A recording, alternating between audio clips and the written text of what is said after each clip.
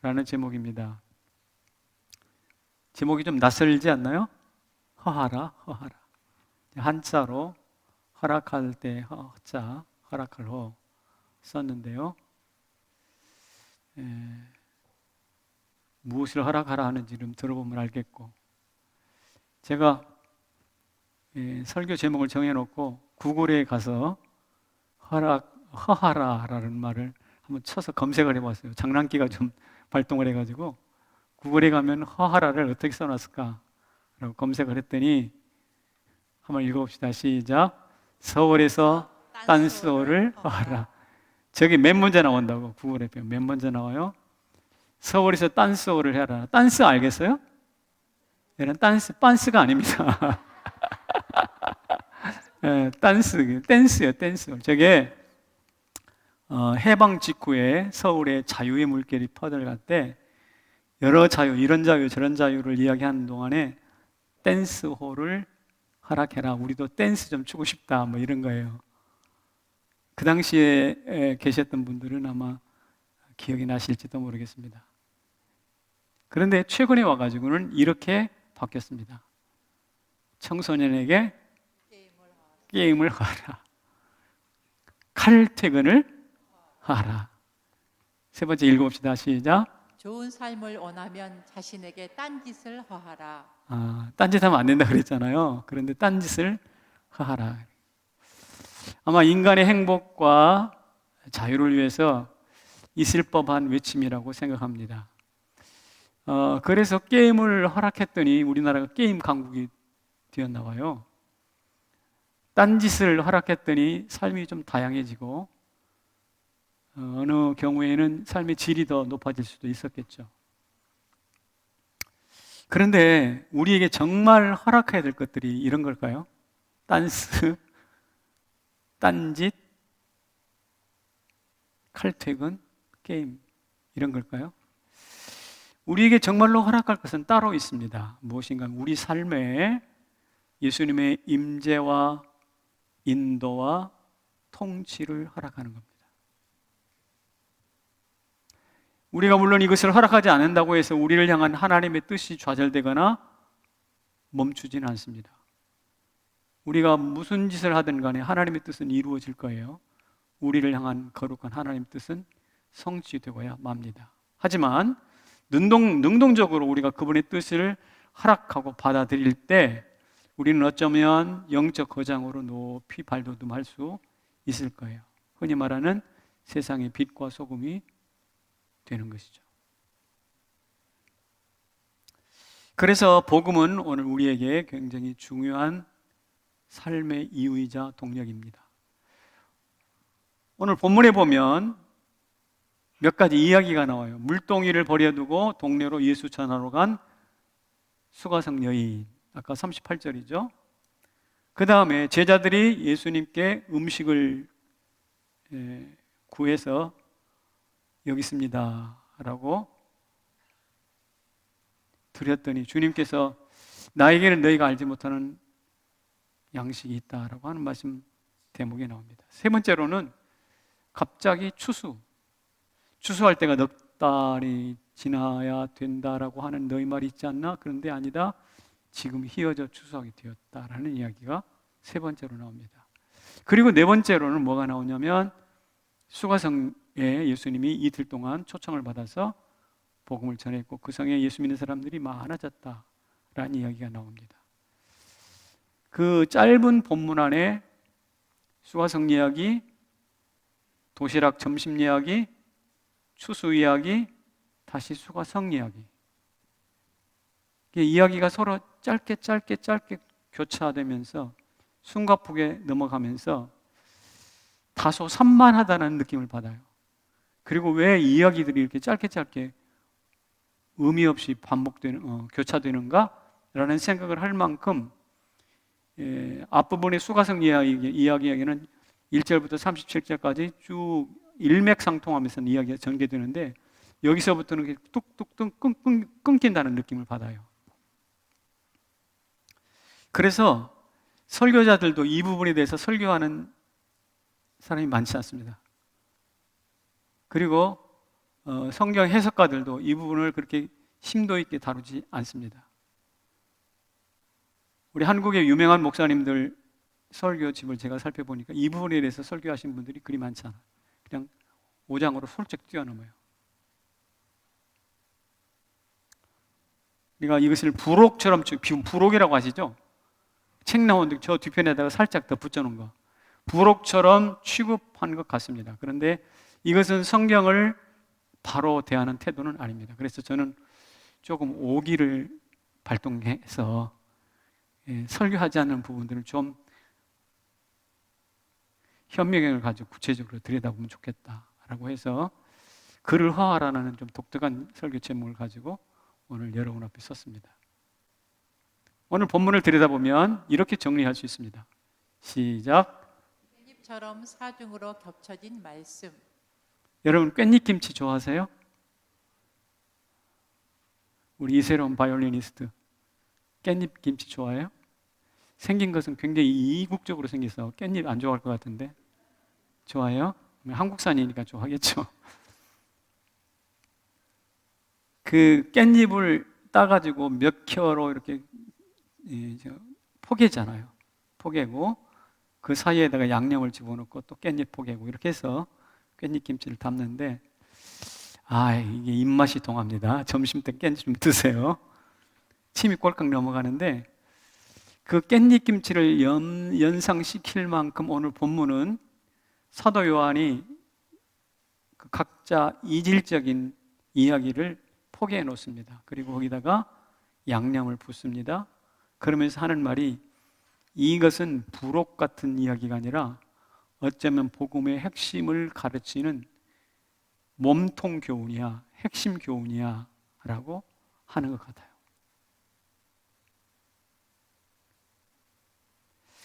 그래서 그렇다면 몸통 교훈이라고 한다면 그 구체적인 내용이 뭔데 궁금하지 않나요? 제가 이름을 4가지로 분류를 해서 붙였습니다. 복음의 핵심들인데 역량을 강화시키는 이야기예요. 수가성 여인, 행실 나쁜 여인으로 낙인 찍힌 사람이죠. 있으면 외면하고 없으면 더 좋은 존재예요. 저질 인생이죠. 그런 사람이 예수를 만났습니다. 만난 후에 38절에서 성으로 복음을 전하러 갑니다. 평소 같으면 사람들이 그의 말을 외면했을 텐데 이번에는 귀를 기울입니다. 몇몇은 심지어 그 여인의 말을 그대로 믿고 예수를 믿습니다. 그 성으로 달려 들어가는 이 여인의 용기와 결단력이 어디서 왔는지 알 수가 없지만 분명히 이 여인은 변한 게 사실이에요. 맞죠? 더 이상 남자들 비위나 맞추는 존재가 아닙니다. 남의 말 잘 안 듣는 남정네들을 설득하고 움직이는 데까지 역량이 바뀌었어요. 예수님을 만난 것 때문인데 그로 인해서 저질 인생에서 능력 인생으로 바뀐 겁니다. C급에서 A급으로 바뀌었습니다. 50점짜리가 100점짜리로 바뀌었습니다. 그의 인생의 역량이 강화된 거예요. 그것을 보여주고 있어요. 누구를 통해서? 수가성 여인을 통해서. 이것이야말로 복음의 소중한 핵심입니다. 복음은 지금도 여러분과 저의 인생 역량을 강화시키고 있습니다. 믿으시나요? 네, 그렇습니다. 그 다음 스토리는 제가 이렇게 제목을 붙였어요. 의미의 전환이라고요. 제자들이 아까 도시락 만들어서 예수님께 갖다 드렸다고 그랬죠? 그때 예수님이 뭐라고 반응했는지 아세요? 이렇게 하셨습니다. 시작. 내게는 너희가 알지 못하는 먹을 양식이 있느니라. 알지 못하는 양식이에요. 이 알지 못하는 양식을 그 뒤에 예수님이 부연 설명을 했는데 요약하면 하나님의 뜻을 행하는 거, 그걸 행하다 중간에 끊어버리는 게 아니라 멈춰버리는 게 아니라 그 일을 온전히 끝까지 다 이루는 거. 이게 오늘 예수님께서 말씀하시는 알지 못하는 양식이에요. 그러니까 수가성 여인을 통해서 회심시키고 전도자로 키우고 그래서 수가성에 엄청난 복음의 대변화가 일어나는 것, 이게 예수님이 기다리는 알지 못하는 양식이에요. 그러니 이런 위대한 밥상이 수가성에 차려졌으니 뭐 지금 우리 제자들이 가져다 준 이 도시락은 참 고맙긴 하지만 그러나 이것에 코를 빠뜨리면 안 되겠고 우리 시선은 어디로 가야 된다? 알지 못하는 그 양식으로 가야 된다. 그런 거예요. 그러니까 땅의 양식으로 알 수 없는 하늘의 것을 가르치려고 하는 의미의 전환. 마치 그림자를 보고 본체로 나가는 것처럼 성남제일교회를 보고 천국에 장차 누리게 될 아름다운 천국을 기대하는 것처럼 의미가 전환되는 것이 오늘 본문에 나온 거예요. 이게 복음의 또 대단히 중요한 핵심입니다. 세 번째로는요, 관점을 바꾸어줘요. 제자들은 전도의 긴급성을 깨닫지 못했는데요, 사람들이 이렇게 말하지 않습니까? 넉 달이 지나야 추수 때가 온다. 이것은 유대인들이 흔히 쓰는 속담 중에 하나인데요. 이 넉 달이라는 말이 왜 나오냐면 이스라엘은 마지막 파종을 하잖아요. 봄이 되면 파종을 하고 그 다음에 다음 가을 돼서 추수할 때까지 그 기간이 넉 달이라고 그래요. 그러니까 사람들이 좀 농부는 파종을 해놓고 조금 쉬어도 되겠구나, 한숨 돌리는 때가 넉 달이란 말입니다. 그러니까 넉 달이란 말은 서둘지 말라는 무언의 압박도 들어있는 말이에요. 자, 이제 씨 뿌려놨으니 좀 편히 좀 쉬더라, 넉 달은 좀 여유가 있을 것 같아 라는 이야기가 그 속담 속에 담겨져 있는데, 너희들은 그렇게 말하지만 그게 틀렸다는 거예요. 그런 관점이 틀렸다는 거예요. 지금 현재 휘어져 추수할 때가 지금이라는 거예요. 넉 달 후가 아니라 지금. 여러분, 제가 지난 주간에 예배를 설교할 때 이런 이야기 했었잖아요. 예배의 현재성. 그러니까 예루살렘에서 예배를 해야 됩니까? 거리심산에서 예배해야 됩니까? 장소 문제를 이야기했을 때 예수님은 때의 문제로 전환시켰다고 그랬죠. 거기도 말고 여기도 말고 지금 신령과 진정으로 예배할 때는 지금 이때라. 예배의 현재성, 긴급성을 이야기했단 말이죠. 현재성을. 그런 것처럼 이 복음 전파의 긴급성, 현재성을 주님이 또 여기서 말씀을 하시는 거예요. 그러니까 넉 달 후라는 관점을 현재 지금이라는 것으로 바꿉니다. 조정해요. 관점의 조정입니다. 같이 읽어봐요. 시작. 전도의 긴급성을 통해 때를 읽는 관점을 조정. 그러니까 이 복음이라는 것은 항상 세속적인 유교적 관점을 기독교적 관점으로, 세속적 관점을 성경적 관점으로 재조정하는 것이 복음의 능력이거든요. 마지막으로 네 번째는 열매의 확장입니다. 예수님이 요청에 따라서 여러 수가성에 들어가서 이틀 동안 더 머무시었는데, 가셔서 뒹굴뒹굴 밥 잡수시고 낮잠 주무시고 그랬을까요? 그럴 리가 없죠. 아마도 수많은 사람들이 예수님 주변에 몰렸을 것이고 밤새워서 예수님이 창조와 타락과 구원에 대한 스토리를 이야기하셨을 거예요. 뻔한 이야기입니다. 그 이야기를 듣고 수많은 수가성의 사람들이 어떻게 되었나요? 이렇게 되었어요. 시작. 예수의 말씀으로 말미암아 믿는 자가 더욱 많아. 믿는 사람이 어떻게 더욱 많아졌어요. 수가성에 가서 미리 복음 전했던 사람 누구죠? 수가성 여인이 전도해서 예수 믿기 시작했는데, 예수님이 2차로 와서 전도하니까 더욱 많아졌다라는 뜻입니다. 수적 부흥이에요.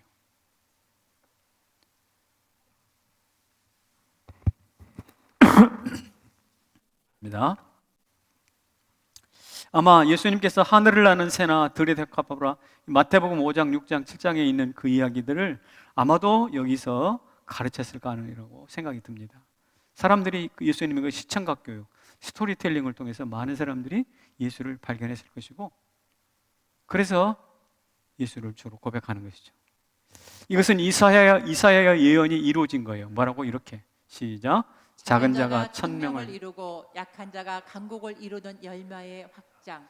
예, 작은 자가 1000이 되고 약한 자가 강국을 이룰 것이다. 이게 제자 훈련을 하는 이사야 선지의 비전이거든요. 이게 지금 열매 확장으로 수가성에 나타나는 것입니다. 자, 이처럼 오늘 본문에는 부록같이 슬쩍 지나가 버리지만 그 안에는 복음의 핵심인 네 가지가 아주 알알이 박혀 있어요. 작고 미천한 여인, 수가성 여인, 전도자로 역량이 강화되고 있잖아요. 땅의 양식을 통해서 하늘 양식을 보여주는 의미의 전환이 있잖아요. 내가 보는 넉 달이라는 때를 지금 현재라는 하나님의 때로 바꾸어주는 관점의 조정이 있잖아요. 작은 자가 천을 이루는 열매의 확장이 있잖아요. 한번 봅시다. 같이 시작. 역량 강화, 의미의 전환, 관점의 조정, 열매의 확장을 이룬 복음의 동력. 이 복음이라는 것은 다이나믹스, 복음이 어디든지 들어가면 조용하던 곳이 막 시끌시끌하고 생명력이 넘치고 이게 다이나믹스 동력인데, 이 복음의 동력을 구체적으로 뭐라고 나타나는가? 역량을 강화시켜요. 우리 각자의 역량을.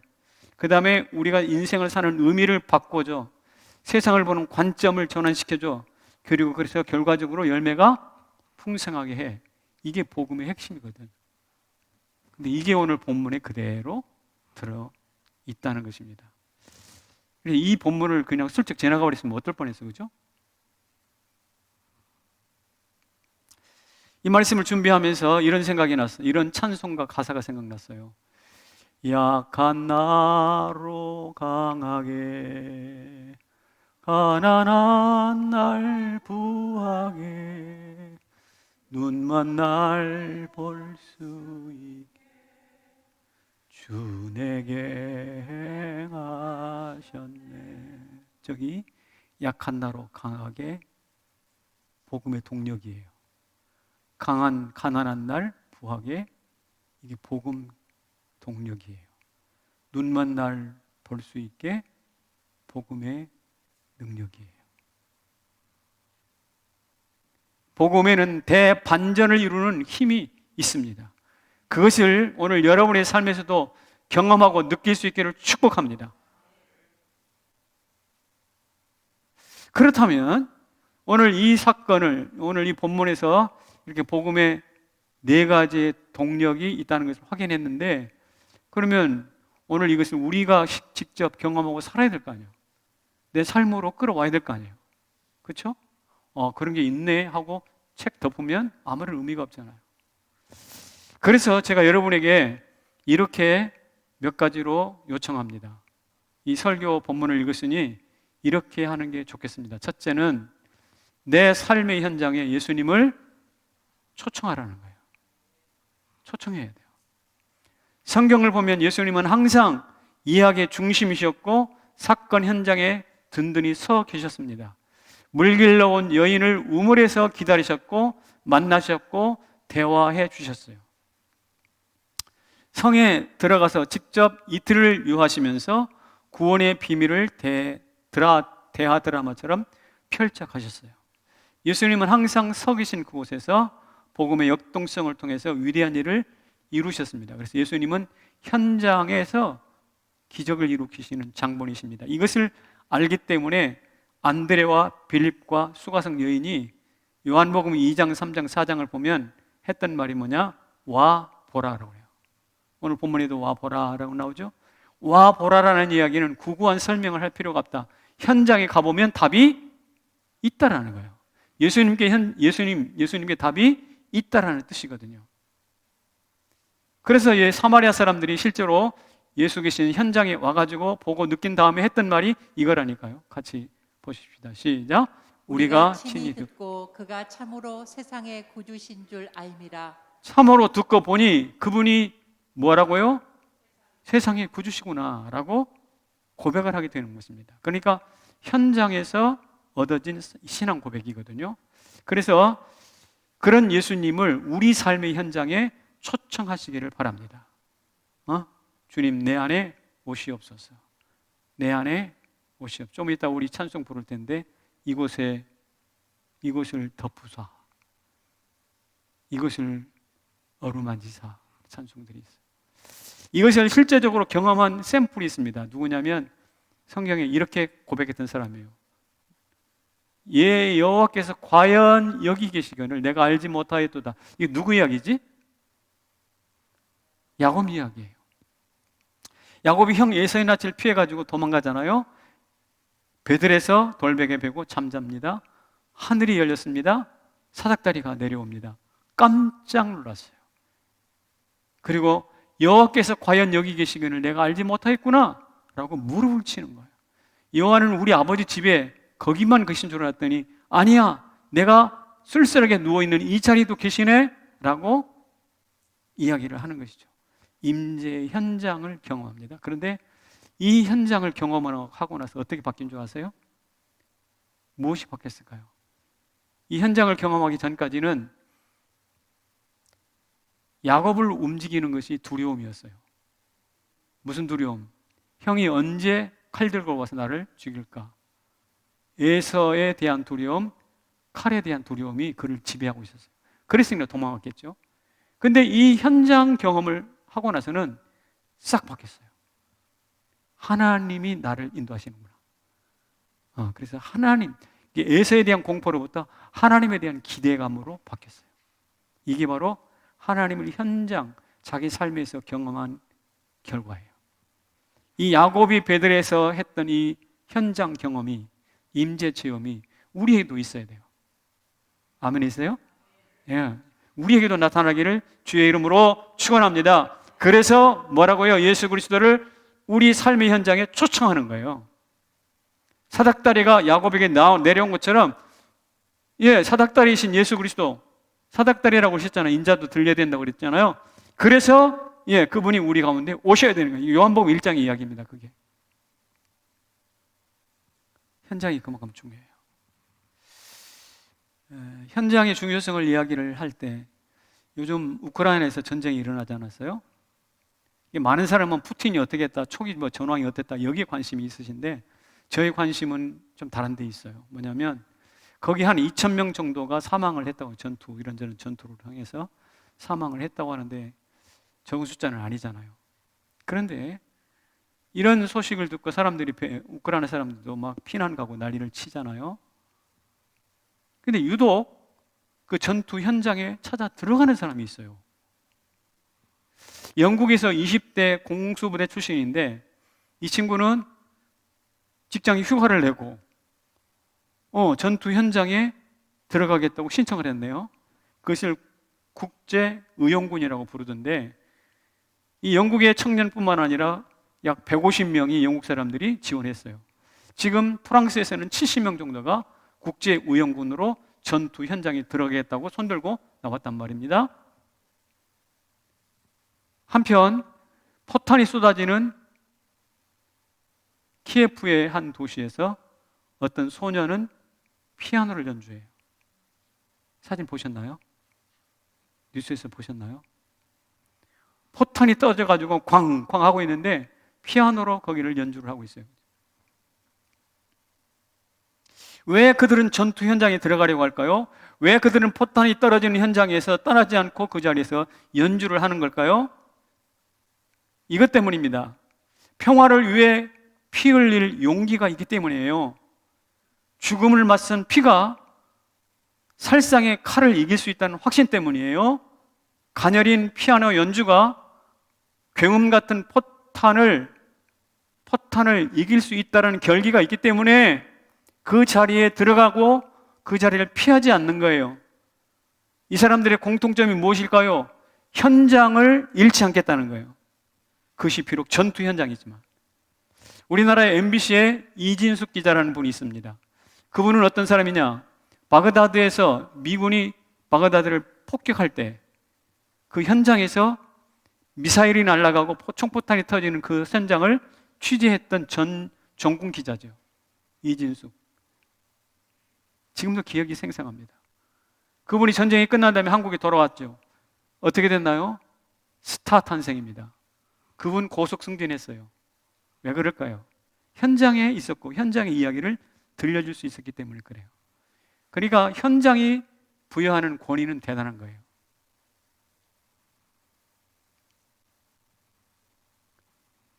그래서 오늘 우리의 삶을, 우리 인생을 현장으로 만들기 위해서 예수님을 우리 가운데 어떻게 해요? 초청하는 거예요. 그러면 내 인생이 예수님 계신 역사의 중심 무대가 되니까. 모든 시선, 세계의 모든 70억 인구의 시선이 우크라이나에 가 있잖아요. 그러니까 자기도 거기 안에 가는 거예요. 이 사람들이 바로 현장을 이용할 줄 아는 독특한 사람들이죠. 또 있습니다. 다음 작가들 한번 들어보세요. 해밍웨이, 조지 오웰, 생텍쥐베리. 생텍쥐베리 들어보신 분들이죠. 이분들이 공통점이 있습니다. 모두 뭐냐? 전쟁에 참여했던 사람들이에요. 스페인 내전이라든지 뭐 2차 대전이라든지 이런 곳에 참여했던 사람들입니다. 이 사람들이 전투 현장에서 참여를 해가지고 그때 느꼈던 경험들을, 느낌들을 글로 썼어요. 그게 바로 이런 작품들입니다. 명작이죠. 어떤 작품이냐면 누구를 위하여 정을 울리나. 들어봤을 거예요. 해밍웨이 작품이죠. 동물농장, 조지 오웰의 유명한 책. 생텍쥐베리는 어린 왕자라는 말 들어봤어요? 어린 왕자. 생텍쥐베리는요 조종사예요, 조종사. 근데 그 동화, 어린이용 동화를 쓰잖아요. 이런 것들이 어디서 나왔는가? 전투에 참전하면서 이 전쟁하고 사람을 죽고 죽이는 이 전 세상이 좀 이게 이상하다, 이게 정상이 아니다 라는 이야기를 그 어린 왕자라는 그 글을 통해서 이야기를 하는 것이죠. 이 모든 작품은 현장에서 캐어낸 열매들입니다. 그렇다면 오늘 우리의 현장을 한번 살펴보세요. 우리 현장, 이제 코로나, 이런저런 전쟁, 또 대통령 선거, 내 안에 있는 갈등, 눈물, 한숨, 어느 것 하나 예수 그리스도가 필요치 않는 것이 없어요. 그리고 예수님이 우리 이 얽히고 설킨 현장의 주인공으로 찾아오셔서 계신다면 이런 문제 해결하는 거 크게 어렵지가 않다는 것이죠. 지금 코로나로 인해서 오늘 이 3부 예배 보세요. 평소에는 여기 300명 이상 앉았어요. 300명 이상. 지금 100명이 채 될까 말까예요.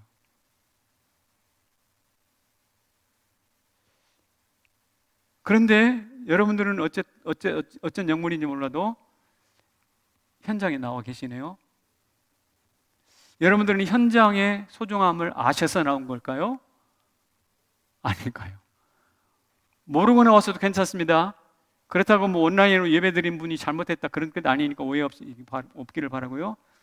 이 현장을 그래도 소중히 여기고 꾸역꾸역 나와서 위험을 무릅쓰고 예배를 드리는 여러분들이야말로 마치 전쟁터에서 그 고통을 경험하고 누구를 위하여 정오를 울리나를 썼던 해밍웨이와 같이 소중한 선택을 한 사람이라고 생각합니다. 그렇게 되기를 축복합니다. 총알이 무섭습니까? 아니면 바이러스가 무섭습니까? 바이러스가 총알보다 무서우면 도망가야죠. 근데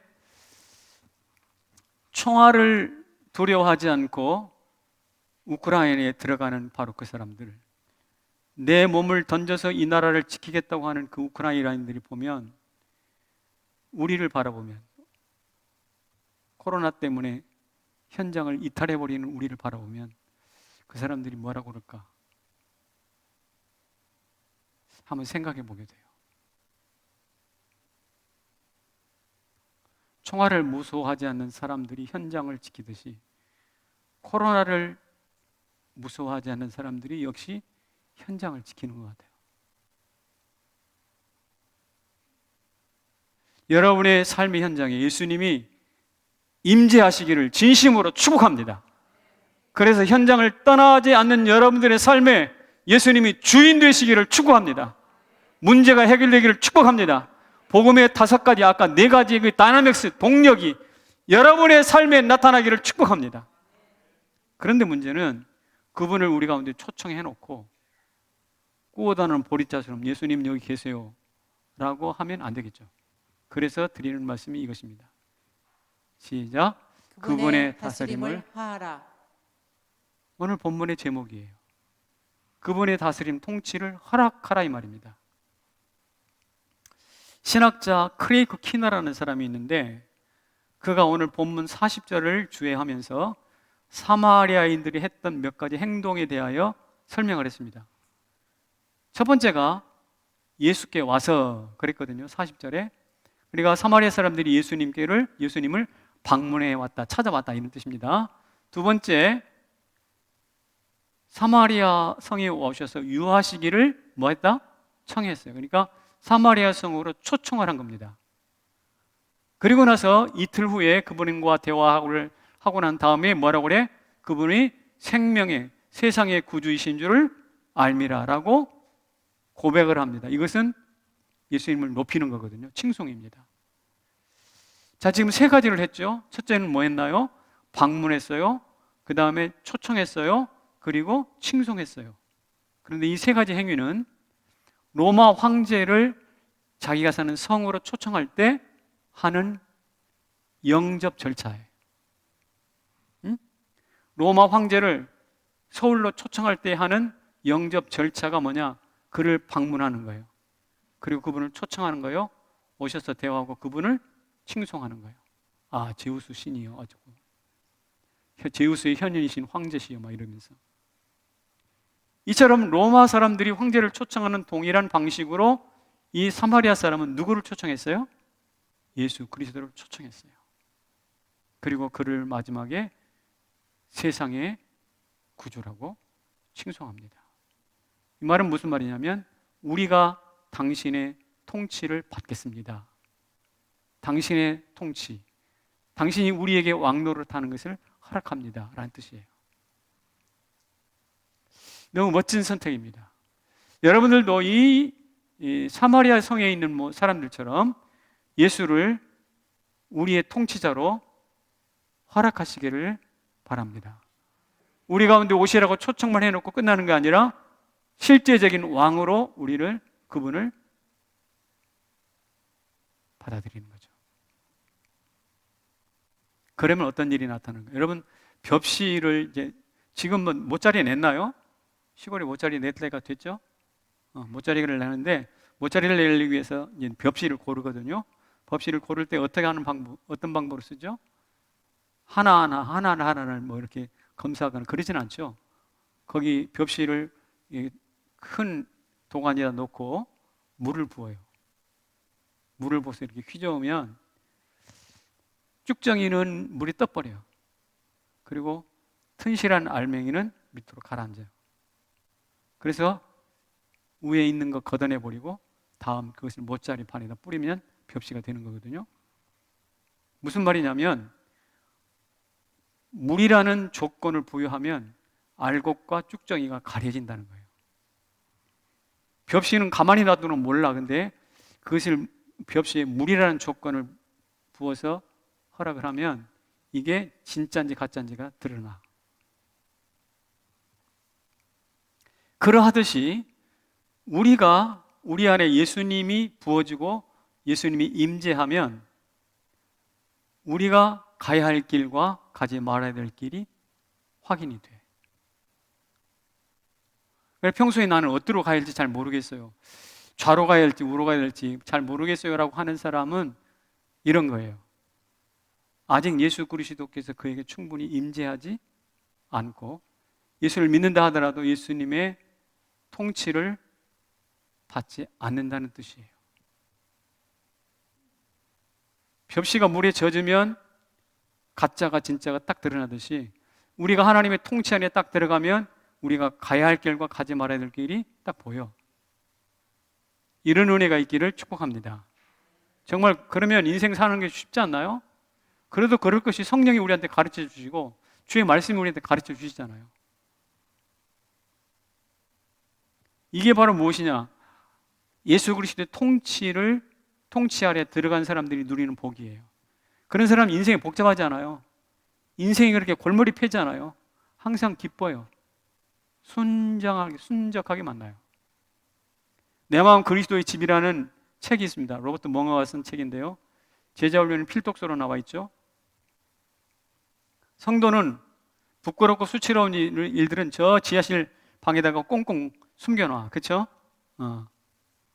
그런데 예수님이 그 집을 방문해서 거실에도 앉지 않고 안방에도 앉지 않고 바로 내려가시는 곳이 어디냐면 내 비밀스럽고 수치스러운 거 다 꽁꽁 숨겨놓은 지하실로 뚜벅뚜벅 내려가시는 거예요.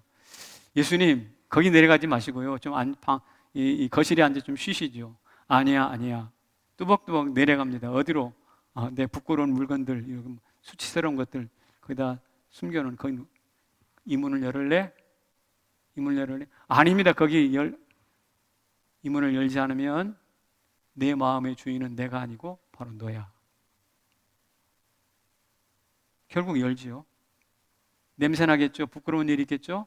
그러니까 어떤 예수님이 아이고 내가 물보다 뻔하다. 근데 그럴 줄 알았어. 이렇게 말씀하지 않고 즐겁게 콧노래를 부르시면서 청소하십니다. 먼지를 닦고 버릴 건 버리고.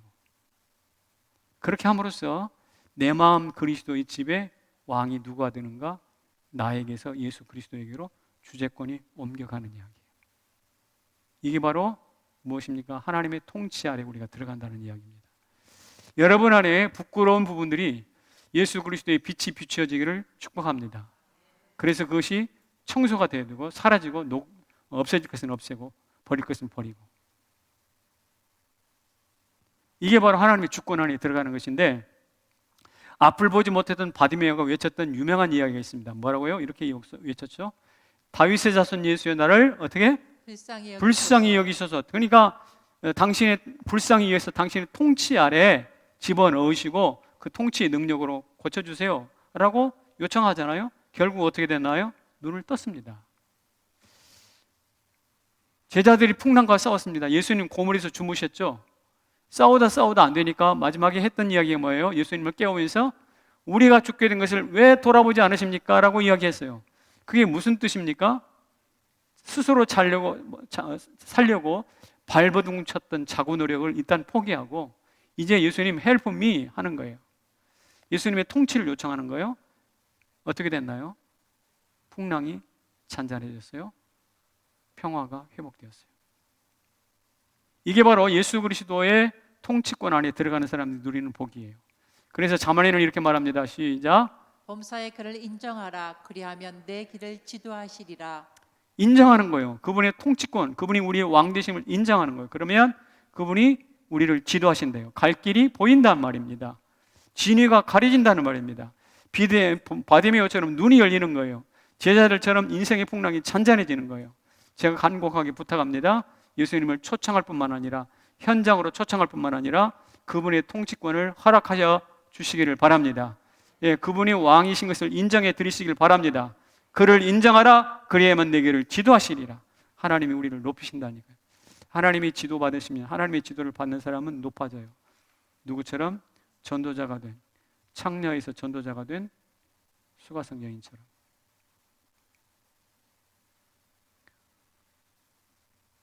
정리해 봅시다. 네 가지 중요한 핵심, 복음의 핵심이 있었습니다. 첫 번째가 뭐였죠? 역량이 강화되고, 두 번째 의미가 전환되고, 세 번째 관점이 조정되고, 네 번째 열매가 확장되는 것인데, 이것을 우리가 누리기 위해서 예수 그리스도를 삶의 현장으로 초청했습니다. 그리고 그분의 통치, 다스림을 허락했습니다. 그럴 때 우리의 인생은 드디어 이렇게 됩니다. 완성이 되는 거예요. 이 완성이라는 것은 뭐냐면, 완성이라는 것은 끝났다, 최고다 이런 뜻이 아니에요. 그냥 하나님이 계획하신 그 계획에 근접했다는 독특한 의미. 저는 평소에 이 말씀이 좀 싫었어요. 이 말씀이 싫었어요. 고린도 후서에 나오는 말인데, 내 은혜가 내게 족하도다. 사도 바울이 육체의 가시 때문에 고쳐주세요 세 번이나 얘기했을 때 주님이 말씀하셨죠? 내 은혜가 내게 족하도다. 그런데 이것은 사실상 거절의 의미가 있거든요. 그래서 저도 이 말씀이 좀 서운했어요. 싫었어요. 그런데 한번 곰곰이 생각해 봤다고요. 자, 그렇다면 바울이 비록 육체의 가시로 고통을 겪고 있긴 하지만 하나님이 추가 은혜를 베풀어야 할 만큼 빈곤하지가 않다는 뜻이거든. 맞아요? 지금 형태가 족하다는 뜻입니다. 근데 하나님이 무슨 여분의 은혜를 더 부어줘야 될 필요가 있다 없다? 없다는 뜻이에요. 그러니까 이것은 어떤 의미에서 영적으로 최정상에 올라간 사람들만 들을 수 있는 칭찬일 수도 있어요. 거절의 의미가 분명하지만 너는 나의 추가적인 보충 은혜가 필요 없을 만큼 너는 내가 원하는 수준에 올라와 있어 라는 뜻이도 그렇지 않나요? 그렇게 생각하니까 이 말은 싫어할 말이 아니더라고. 오히려 하나님의 은혜가, 추가적인 은혜가 필요 없을 만큼 그런 자리에 들어갔으면 좋겠어요. 근데 바울이 어떻게 그런 생애의 정상에 가까운 삶을 살게 되었을까? 두 가지 이유가 있다고 생각해요. 첫째는 무엇이냐면 그는 현장에 있었어요. 어떤 현장인가? 선교 현장이에요. 알다시피 돌에 맞았죠? 파산했죠? 배고팠죠? 선교 현장에서 생애의 절반 이상을 보낸 사람입니다. 그러니 어떻게 돼요? 생애 정상에 가는 거죠. 또 하나는 위기를 당했습니다. 풍랑을 3번이나 만났어요. 정말 고통을 많이 겪었어요. 그때마다 어떻게 해요? 하나님의 통치를 허락합니다. 요청하고 허락하고. 사도행전 맨 마지막에 그 유라굴로 광풍을 만났을 때 사람들은 다 죽겠거니 할 때 음식을 먹으라고 권면하잖아요. 이게 뭡니까? 하나님의 통치를 인정하는 사람들만 할 수 있는 위대한 선택이에요. 그러니 바울의 삶은 이것입니다. 현장과 허락이 만들어낸 삶이에요. 그런데 바울만 그러나? 오늘 우리에게도 삶의 현장이 있고 오늘 우리에게도 바울처럼 하나님이, 예수님이 우리의 왕 되시는 것을 능히 허락할 수 있잖아요. 그렇다면 오늘 우리도 다른 은혜가 필요 없을 만큼 삶의 정상에 설 수가 있지 않겠나요? 그렇게 되기를 축복합니다. 이 코로나 상황에서. 엊그저께 최영환 목사하고 오랜만에 영상통화를 했습니다. 올해 이제 유학 간 지 3년 차로 들어가더라고요. 그래서 그런지 많이 성숙한 것 같아요. 최 목사하고 연락을 처음 한 것은 이런 이유 때문이었습니다. DTS 첫 번째 강의가 이제 시작되어야 되는데 하나님 음성 듣기란 제목이거든요. 근데 거기 오시기로 했던 강사가 코로나에 걸렸대요. 그래서 못 온다는 것이 갑자기. 참 어려워졌습니다. 그 소리를 듣고 제가 기도하던 중에 최영환 목사가 갑자기 생각이 났어요. 최 목사한테 연락을 해보라고 제가 양 목사에게 좀 부탁을 드렸습니다. 그래서 좀 강의를 할 수 있겠느냐 그랬더니 그때가 강의 3일 전이거든요. 너무 급하잖아요. 최 목사가 대면 강의를 할 수 있는 강사들이, 한국 강사들이 있으니까 내가 전화번호 가지고 있으니까 한번 거기 한테 먼저 연락을 해보시게, 그렇게 우리 양 목사한테 연락이 왔나 봐요. 그러니까 완곡하게 거절한 거죠. 못하겠다고. 그잖아요. 3일밖에 안 남았고 또 시간도 촉박할 뿐만 아니라 뜻밖이기도 하고. 사실 최 목사는 묵상을 강의한 경험이 있지 하나님의 음성 듣기를 강의한 경험은 없어요. 처음 해보는 강의를 3일밖에 시간을 안 주고 더욱 우리가 하라고 그러니까 굉장히 뻘쭘했겠죠. 걱정도 되고. 그래서 처음에는 거절했어요. 근데 이튿날 연락이 왔어요. 해보겠습니다. 거기에는 사인이 있어요. 평소 미국에서 공부하면서 코로나 이후가 어떻게 될까? 교회가 이 코로나를 극복하기 위해서는 비상의 노력이 필요할 텐데 새로운 전략이 필요하기보다는 이런 것이 더 필요할 것 같다. 과거 은혜를 기억하는 것이 우선이다.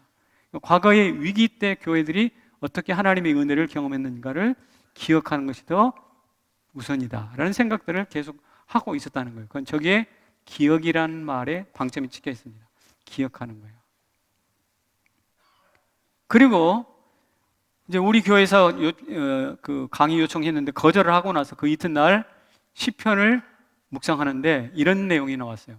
같이 읽습니다. 시작. 우리가 자손에게 숨기지 아니하고 여호와의 영예와 능력과 그가 행하신 기이한 사적을 후대에 전하리로다. 후대에 전하리이다 그랬잖아요. 후대에 전하리이다. 전하려면 먼저 기억할 수 있어야지. 먼저 하나님의 음성을 듣고 기억할 수 있어야지. 그래서 저 묵상을 하면서 기억에 대한 이야기를 다시 꺼내게 된 거예요. 평소에 은혜를 기억하고 오늘 묵상하려면 또 기억하라네. 그래서 생각나는 게 성남 제1교회 사역했던 옛날 추억이 아사라에게 떠오르고 있었던 차입니다. 그런데 그때 제가 최 목사에게 띄운 문자가 하나 있어요.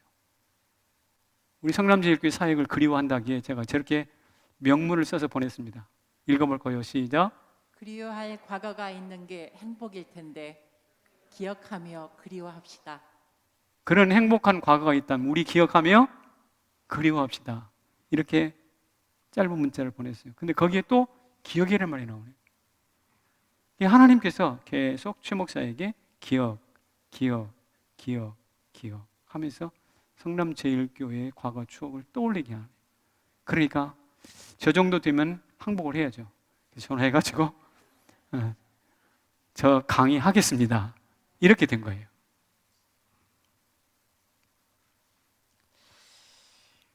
하나님은 기억이라는 단어를 가지고 사람을 움직이세요.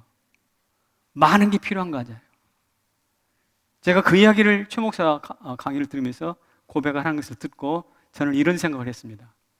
최 목사는 앞으로도 계속 성장하겠구나. 계속 성장하겠네. 바울이 최정상에 올라간 것처럼. 왜 그럴까? 두 가지가 있어요. 그도 현장을 기억하고 있고요. 그분의 간섭을 허락했기 때문에. 못하고 했다가 하겠다고 뜻을 바꾸잖아요. 하나님의 통치를 허락한 거예요. 바울이 현장과 허락을 통해서 더 이상의 은혜가 필요 없을 만큼 영의 정상을 달렸다고 한다면 오늘 최 목사도 어쩌면 그렇게 발전할 가능성이 농후한 사람이고 더 중요한 것은 여기 계신 저와 여러분 우리가 현장을 떠나지 않는다면 그리고 현장에서 하나님의 통치를 구하기만 한다면 구하고 순종하기만 한다면 우리 또한 그런 주인공이 될 줄로 믿습니다. 코로나가 있는 건 사실인데 치심치 마세요. 두려워하지 마세요. 아까 말씀드렸죠? 총알이 무섭습니까? 코로나가 무섭습니까? 제가 볼 때는 아무래도 총알이 더 무서울 것 같은데 총알보다 총알을 두려워하지 않고 현장을 지키는 사람들이 저 우크라이나에 있다고.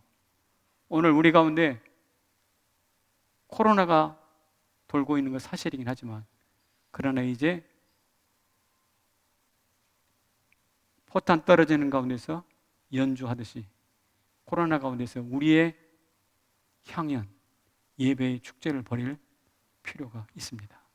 그 주인공이 바로 여러분이 되시기를 축복합니다. 자리에서 일어나십시오.